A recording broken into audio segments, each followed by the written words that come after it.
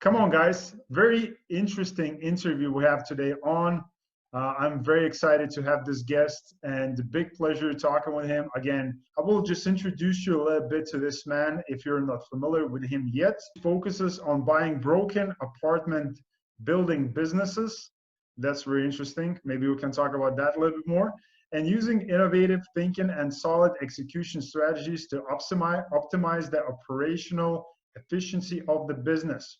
Currently, Mr. Myers is asset manager for approximately 90 units and 90,000 square feet of workforce housing across Virginia and North Carolina, and on a mission to hold 1,000 doors by the end of 2028. When he's not actively working on his personal portfolio, he coaches other real estate investors on the Myers methods of multifamily investing. So we'll go and look for that. Outside of real estate, Jerome hosts a Dream Catchers podcast. I need to go and subscribe, man. Sorry, I'm not a subscriber yet, but will be after this episode for sure. Go and check this out as well. Volunteers on STEM, which is science, technology, engineering, and math.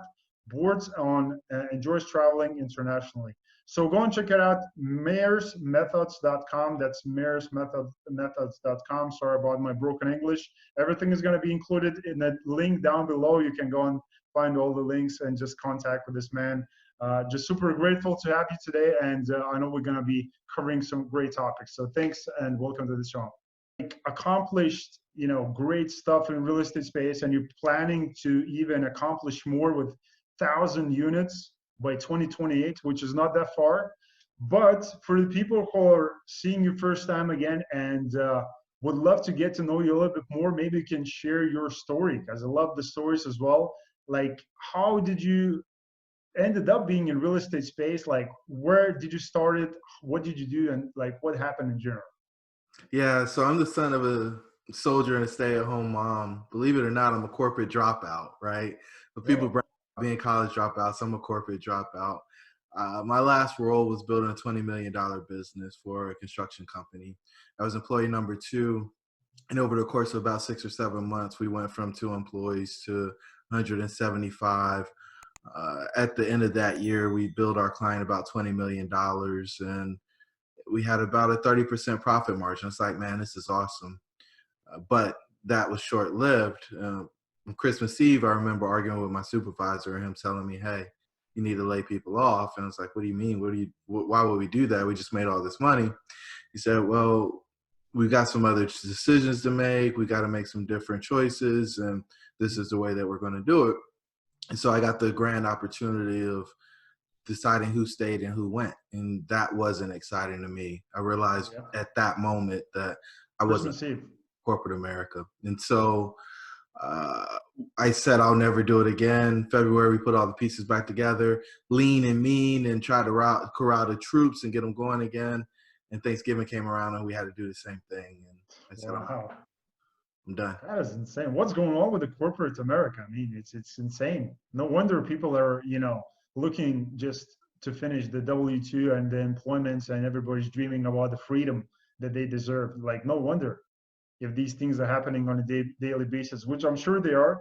And, good story that you ended up, dropping out and, you just became this guy who's just reaching for your potential, I guess, and like seeing what you can accomplish. Again, coming back to this 1,000 units, it's a pretty, it's a solid, definitely goal. And it takes a lot of hard work, right? So maybe for the people who are, again, would love to get involved into real estate, it's kind of a fancy thing right now, right? Everybody wants to be in real estate. Cash flow is king, people are saying, or whatever, quotes floating around. Maybe you would have a few, advices, like for, let's say, myself, which I'm very green in the space. How do you get involved? Like, what are the first baby steps into this business? Yeah, I think the biggest and most important thing is knowledge, right? I think there's 4 things that keep people out of multifamily: knowledge, deal flow, experience, and capital. And I think you bridge the gap in that order. A lot of people say, I don't have any money, so I can't do any investing. That's not true. If you don't have money to get education, then you have an issue. But you need to get education From education, you can decipher whether or not you have a lead or a deal. And then when you can decide between the lead and the deal, you can go get the appropriate experience to get qualified to get the financing. And then the financing always follows the experience, right? So, Yeah. people who have money and don't have time to invest in real estate are looking for experienced operators who know what they're doing to put their money with. For the people that are experienced operators, maybe they don't have a ton of time, so they're looking for people that have knowledge but don't and have deals that they can apply that knowledge to, but need somebody to help them with the actual execution of the business plan. And so everybody kind of converges into this space. But I think too often many people think, hey, I don't have enough money to go do a down payment, so I can't get into multifamily. No, you need to educate yourself and find deals, and then the other stuff will come together for you if you do that. The education part, it sounds like, it's an easy part, right?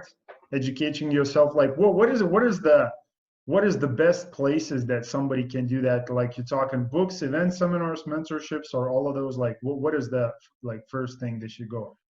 Yeah, so I'll tell you what not to do. And what I did was listen to 40 hours of podcasts and YouTube every week, trying to make sure that I understood what I was doing. And when I got So into wait, what you're just saying is just skip it, like skip this podcast episode, right?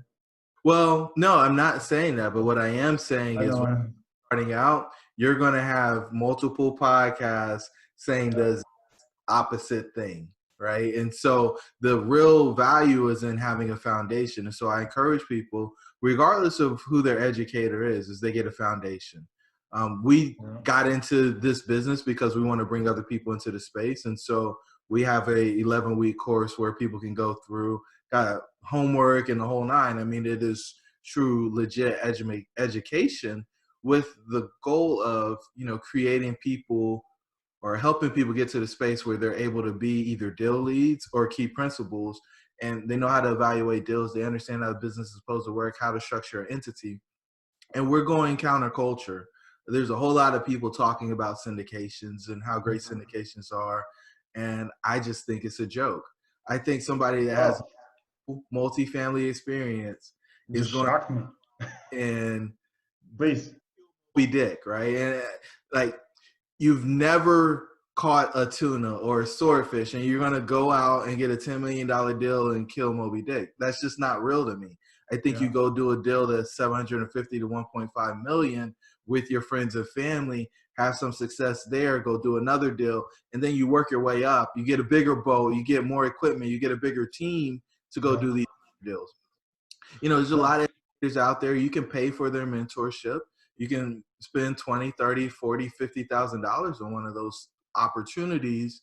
And the pitch is, hey, if you do this, then you'll get all the money back on your first syndication.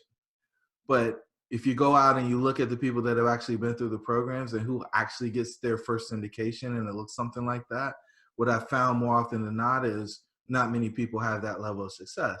And so what I'm encouraging people to do is, hey, if there's 200 unit building in your community, there's probably 120 unit buildings in your community. So go buy one of those and do that in a joint venture with your friends and family.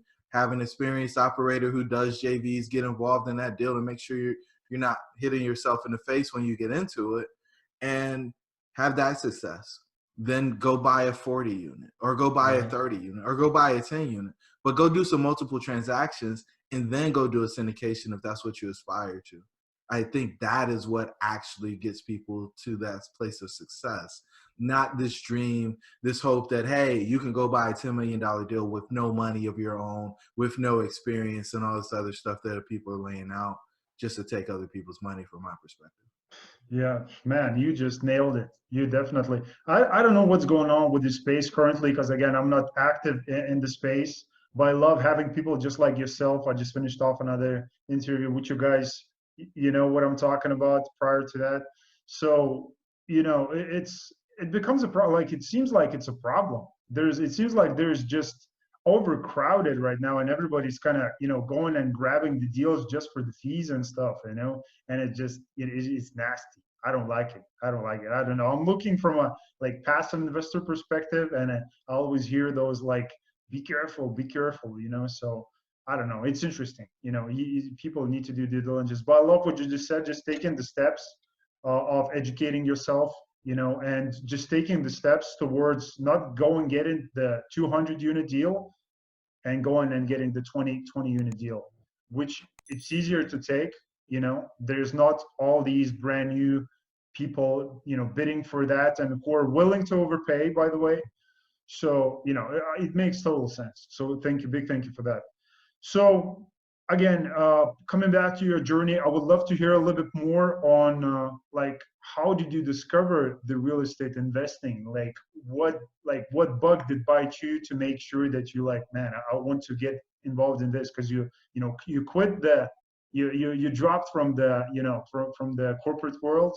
So what happened after in that transition? So after I decided that I was going to leave, I went back and started thinking about what was I really passionate about. I went through engineering and project management and all this other stuff. And I thought back to college and what I really want to do when I got out of college. And I thought back to when I was sitting on the stoop with my friend Duran, and we were adding up how much rent the guy that owned our complex was making. And when we did the math, it was about $700,000 a year. Wow. We've never seen him. We've never talked to him, anything about this guy. He's got third-party property management in place. Like, this is the ticket. He's got his decouple from his time. Like, this is the way we want to do it. Problem was, I didn't have any doctors, attorneys, or high net worth individuals coming to my house as a kid, right? So that just wasn't my network. I went to a state school, and we didn't know how to get into the space. And so I started educating myself, and that's how I got back to the 40 hours of content and trying to learn all I could for free, right? Because I didn't think it made sense to go do all this other stuff. And I was like, okay, well, I can just do this. Listen to podcasts while I'm driving, listen to books while I'm driving, watch YouTube videos at night instead of watching TV. It's like, okay, I can do this. I can do this. And then when I left and tried to go into the bank, it was like, oh, well, you don't have any experience. What do you mean? I have an MBA. I'm a licensed engineer. I got a contractor's license. I got all this stuff. Like, yeah, but you've never done a deal. Right. And so if you go back to those 4 things that I say get people or keep people from getting into multifamily, right? I had the knowledge, or at least some of the knowledge. I didn't know the difference between a deal and a lead because I hadn't spent enough time analyzing deals, but I was getting close to that, and I was presenting the stuff that I thought was deals to the bank. That last piece was the experience, right? And I didn't have the experience. I did have credit. I did have cash. So I could do a deal, but because I didn't have the experience as an operator, the banks weren't willing to support me in that endeavor. And so I had to go out and find somebody who had that experience. And as I went and looked, I couldn't find anybody, right? Because I didn't know anybody, and I hadn't been networking, hadn't been to any of the different conferences or courses or any of that stuff. And so that's a great way to meet other people that have experience. The one thing I will say about those events, though, is more often than not, the majority of people there are people who don't have any experience either. And so you end up spending times with people who aren't actually doing the business. And so, what we've set out to do with Myers Methods, we've got a closed Facebook group, and we've collected people that have experience, and they're in there, people who want to do deals, they're in there. And then we're also having a conference March 20th through the 22nd, where we can mix and mingle and get folks into the same room so that we can actually help people do that. I don't want people to have the same experience Duran and I had, right? Where we didn't know anybody, so we couldn't get into the space. That's a long story to get to the point. I was sitting on the on the porch of one of my flip houses, because instead of going straight into multifamily, I had to go fix and flip homes until I could get into the space. And a guy came up and he was like, hey, there's an opportunity to buy an apartment. I was like, I tried to buy that apartment 3 or 4 or 5 months ago, and they wouldn't lend to me. But this guy had already done a deal, so he had the experience necessary to get into the space. And so we went in AV together. And then after I signed that loan, because that's truly when you have experience, when you sign the loan, I was able to go do my own thing. And so I took my talents down to South Beach.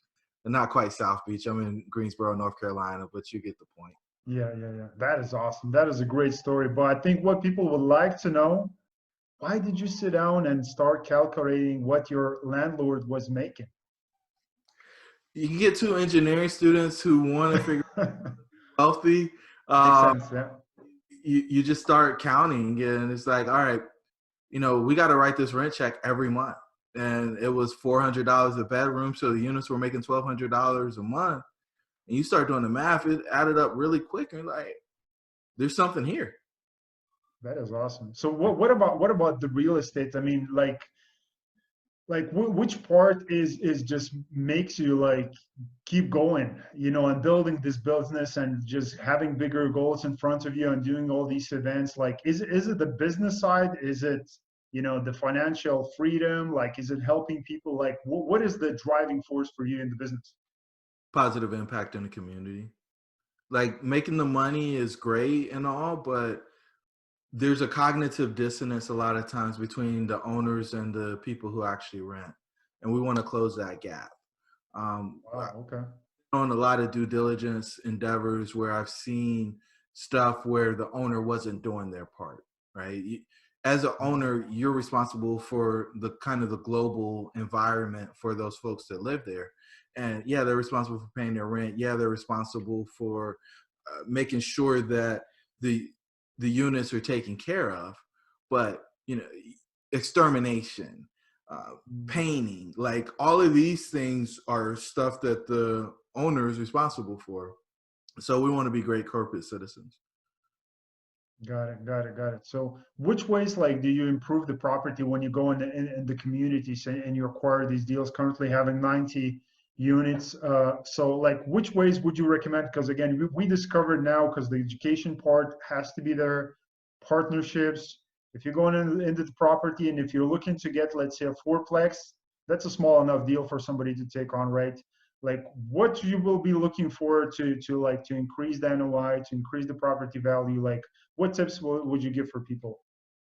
Yeah, I think the biggest thing is if it's something that needs a renovation, that's opportunity to bump your rents, assuming Mhm. that you have a comp in the area that shows that you can charge more for the property if it's updated.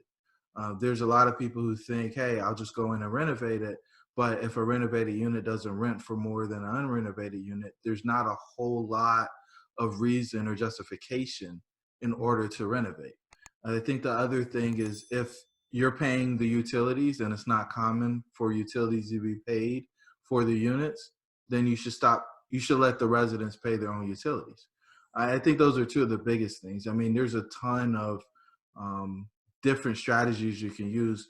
The big thing is just being able to go in, evaluate the profit and loss statement, identify the issues with the property's operations, and Mhm. then creating a plan to specifically fix those.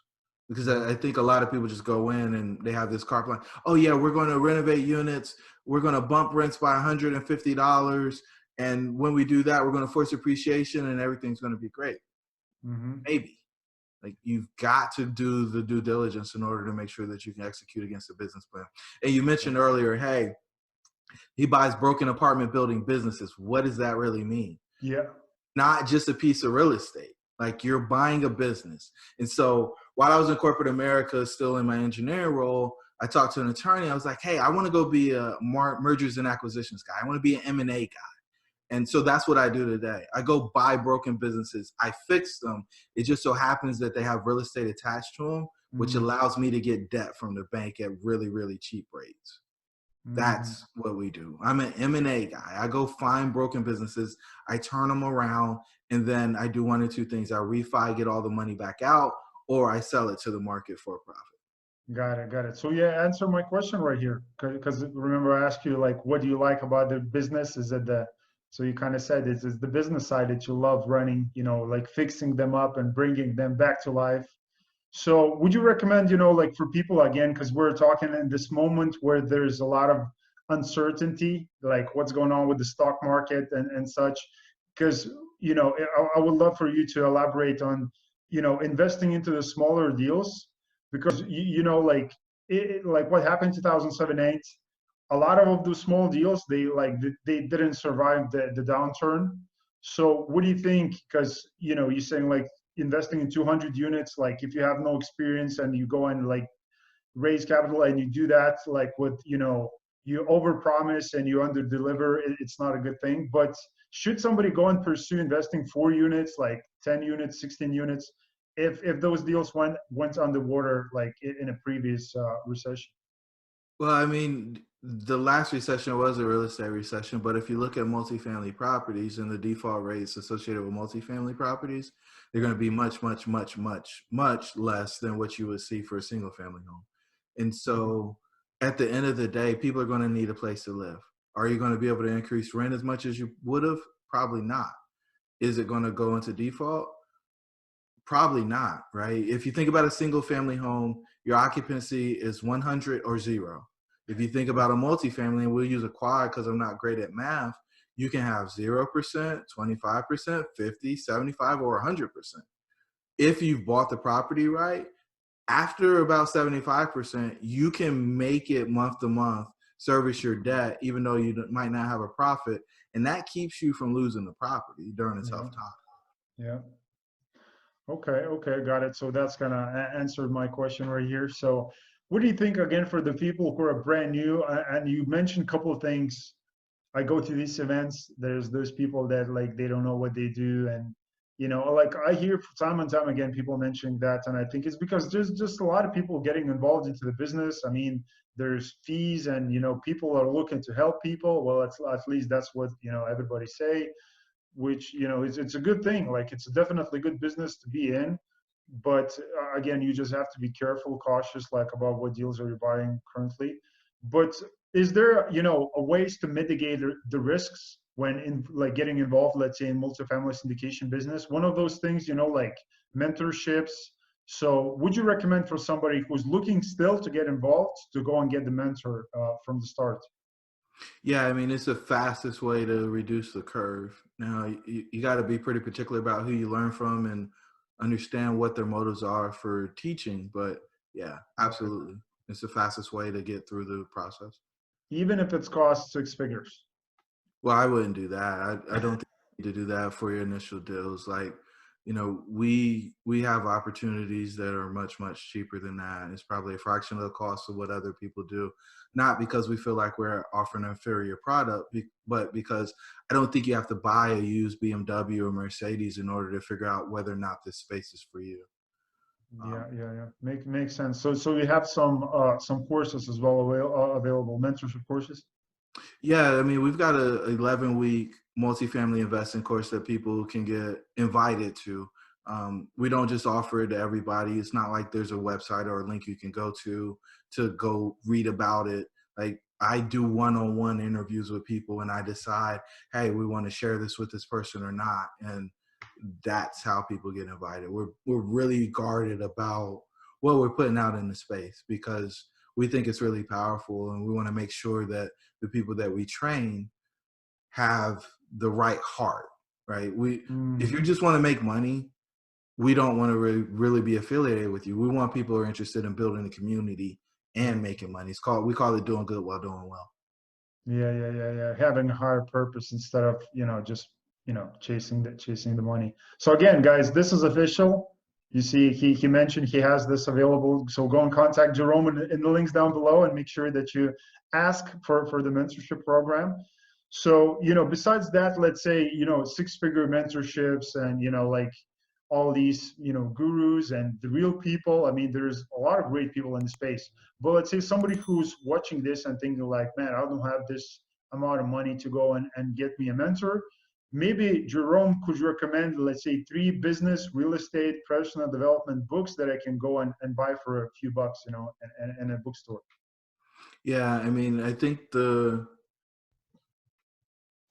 I would do podcasts before I did books, right? But if I had to pick books, it would be Your Dream Should Be Real, which is something that our group put out.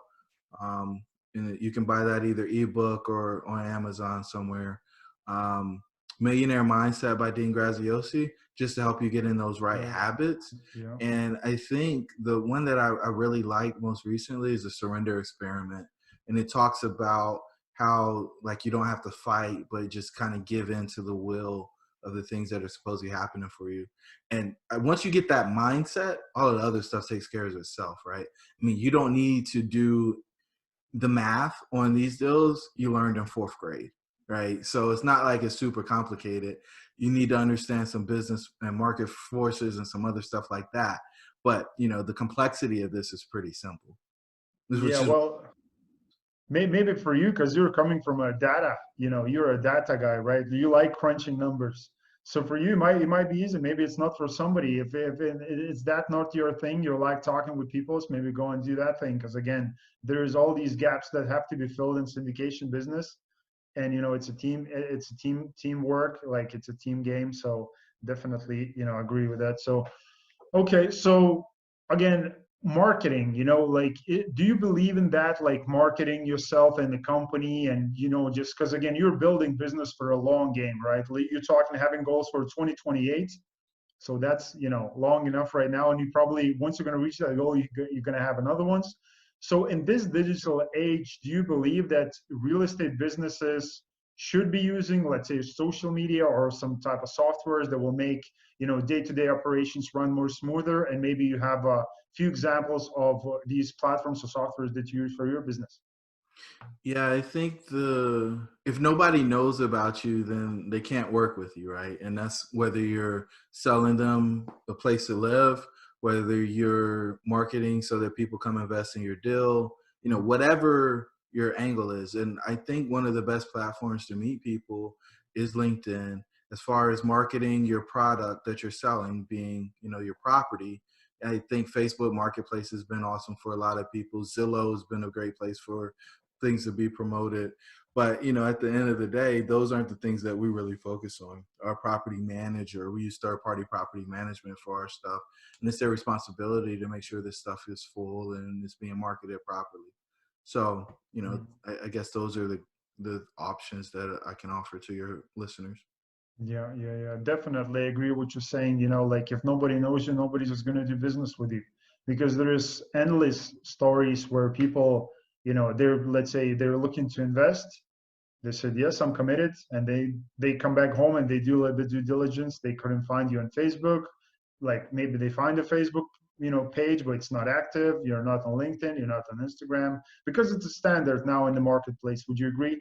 Like that you would have social media presence as a business owner. And it doesn't matter if you're a real estate business owner, you're owning a restaurant, it doesn't matter. Like people need to see you, and because they need to trust you. And in this business, trust is a big piece, if you want to do good, right? So, like talking the goals, I love having people just like yourself, where they share their stories and, the goals that you're looking to accomplish. So again, 2028, kind of, long term. So maybe you can share a few goals that you're looking to accomplish this year.